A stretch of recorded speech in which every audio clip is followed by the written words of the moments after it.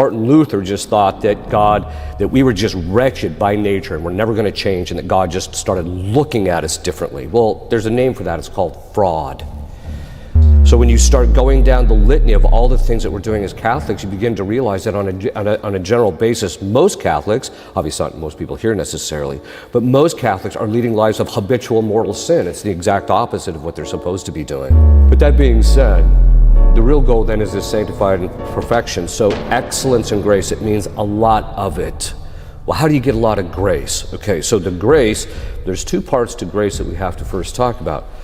The first is sanctifying grace. St. Thomas defines sanctifying grace as, again, don't worry about it, there's no test at the end of this. Oh, well, there is, it's called the final judgment, but don't worry about that. All right.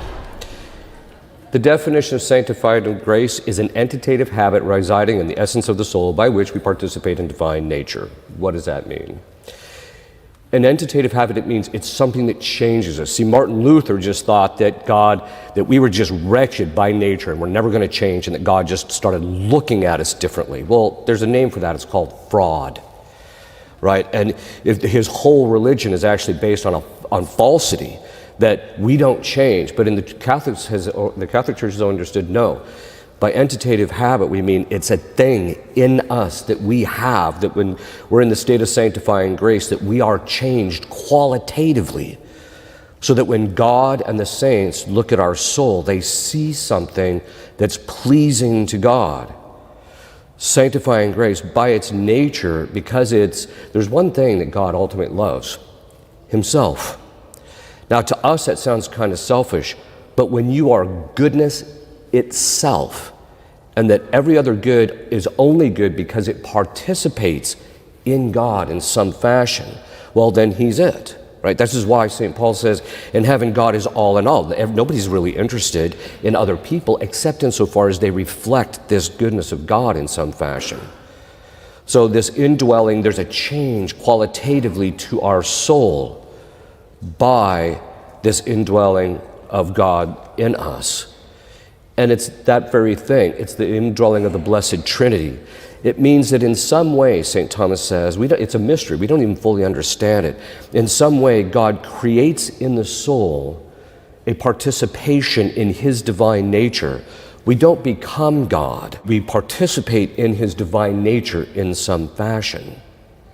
That's what sanctifying grace is. It makes you like Him. And as a result, that's what makes you pleasing to Him. See, most people don't seem to understand there's a distinction between God's love and His being pleased. Anybody who has a teenager knows that distinction, right? I love you, but I'm not liking you so much right now. All right. Now, by love means that God wills the good for us. So for every single person that exists, He wills what is good for us. That's different than being pleased with the individual because they're actually like you. And that's what the sanctifying grace does. It makes us pleasing to Him. He actually likes us. He wants to be with us. And in fact, they even called this sanctifying grace the saving union, because we're participating in God's nature. It meant that if you died, He would never cut you off. That's why the Church has always said that sanctifying grace is the thing that saves you ultimately in the end. Of course, it's God causing that in you, and so He's the one who saves you, but it's that which is the thing that saves you. So it's excellence in grace. That means that the sanctifying grace is by degree. You can have more of it than another. And that means there's all different degrees of perfection and holiness in heaven. This is one of the things, in heaven it's a hierarchy. With angels, those are the angels that are in heaven, how much sanctifying grace they have is directly proportionate to their nature. But with human beings, it works in a fundamentally different way.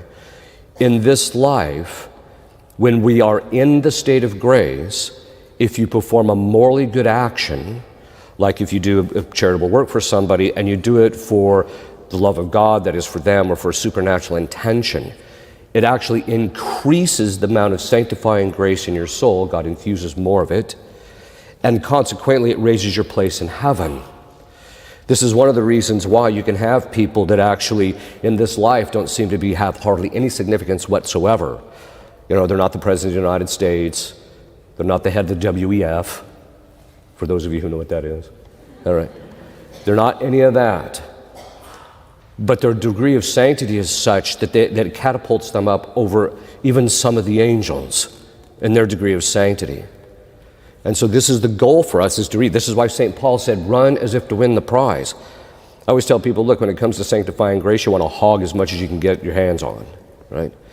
Because the more you have, the more pleasing you're going to be to him. And the more pleasing you are to him, that means that when you perform a morally good action, God is not any different than the rest of us. You notice this even among family members. The more somebody loves somebody and is pleased with them, the more that person pleases them, the more likely they are to fulfill the request that they have. God is not any different.